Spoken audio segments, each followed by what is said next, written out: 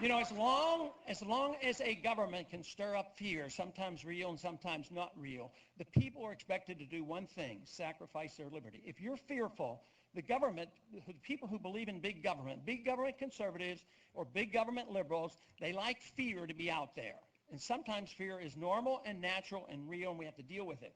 But at other times, it's concocted. In times of war, whether it was the Civil War, the First World War, the Second World War, just think of the violations of civil liberties during the period of war when people are frightened. The one conclusion I have come to since 9/11 is that there is absolutely never a need to sacrifice any of your personal liberties to be safe.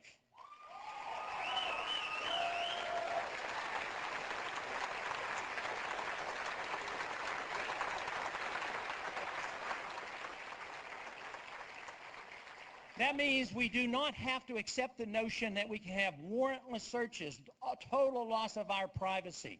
We don't need a national ID card. Believe me, we do not need it.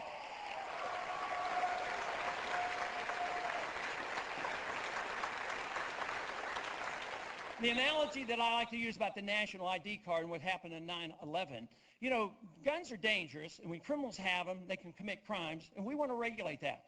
We want to take the guns from the criminals and put the criminals in jail. But we as conservatives and constitutionalists know that you don't take the guns away from law-abiding citizens.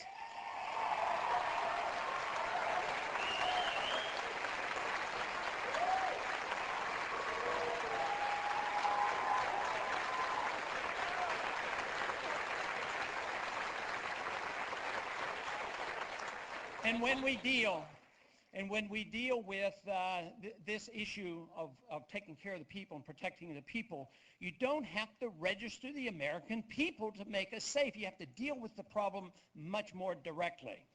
Now, we have a responsibility in the Constitution. One of the most explicit responsibilities, of course, protecting liberties, having a judicial system, having sound money, and providing for a strong national defense.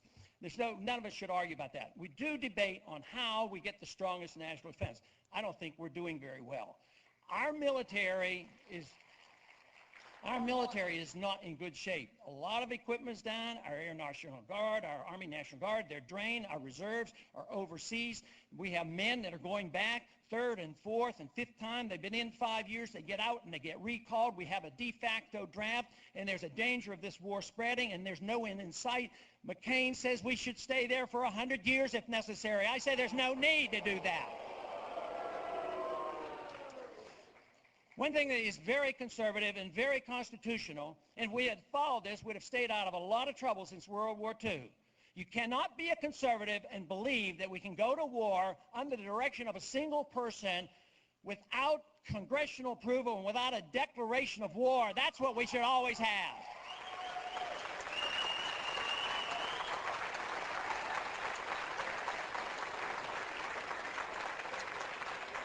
Because I am not anxious to go to war unless it's necessary and dictated by the people through the Congress. Some people say, oh, that means you're weak on the military. That means you're weak on the troops. Well, let me tell you something about where we get our support and make you reconsider if that is what you believe. You know, we did some statistical studies about where the money comes into the campaign, and I know that you have recognized that we can and have raised a lot of money. But if you look at where it comes from and where the active military personnel send their money, we in the last quarter received more money from the military active duty personnel than all the other Republicans and Democrat candidates put together.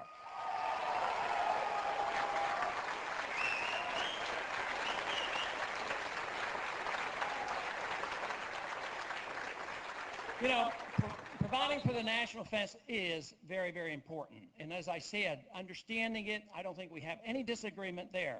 But understanding why we might be threatened. One thing that we are not threatened by is a military operation. They're incapable. We have more weapons. We probably have twice as many weapons of all the other countries put together. So nobody's going to invade us. We are not weak, and we shouldn't act like we're weak. But here we are frightened by what might happen, and of course we have to deal with the issue of terrorism. When the terrorist attack occurred, I voted for the authority and the funding to go after the Al-Qaeda. But Osama bin Laden, who used to be our ally, is still free. We chased him over into Pakistan. We dropped the ball at Tora Bora. So what did? We taxed the American people, or we borrowed the money from China, took another $10 billion, and hired a military dictatorship by the name of Musharraf to go after Osama bin Laden, which he did not do, and now we still have a mess. Now we're doing exactly what we condemned Clinton for. We won in the year 2000 by campaigning for a humble foreign policy, no policing of the world, no police, no intervening. And now we are doing the very same thing. We're doing the very same thing, and things have not gotten better. Iraq had nothing to do with 9/11. There were no weapons of mass destruction. There was no Al-Qaeda there.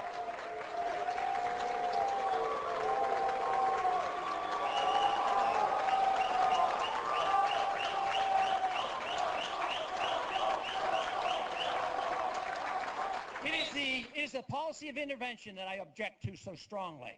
One time they're our friends, the next time they're our enemy. Osama bin Laden was a freedom fighter when we gave him weapons and equipment to fight the Russians and the Soviets.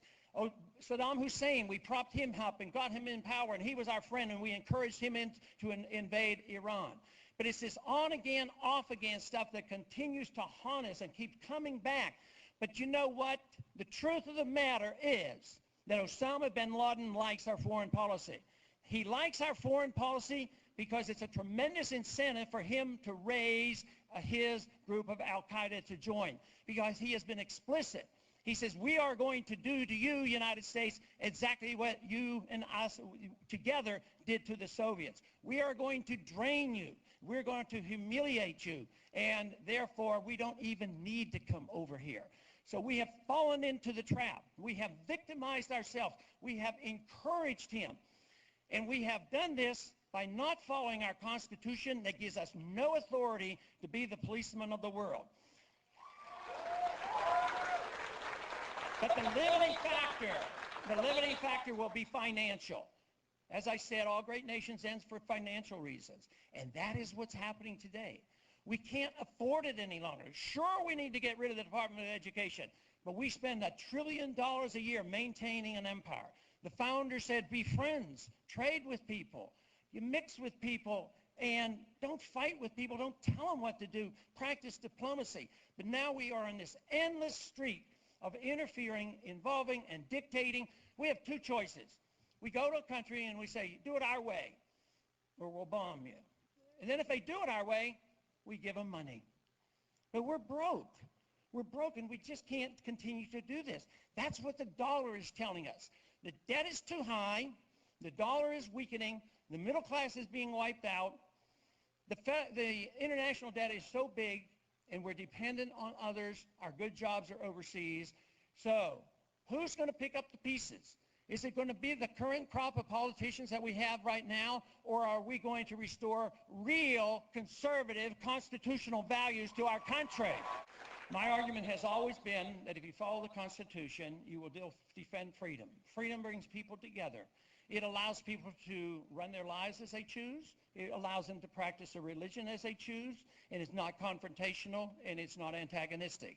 The welfare state and the warfare state and the socialist state is exactly the opposite. It divides us because they take away our wealth, they control it in Washington, and what is happening today? Hundreds of millions of dollars of campaign funds and PAC money and lobbying efforts to come to Washington to control the money that gravitates to Washington, D.C. And the pie is shrinking, and the people are getting angry, and we have forgotten what a free country is all about. We've lost our confidence because now we have fallen into the trap, and we act like Democrats because we have to have safety nets here and safety nets here and do all these things.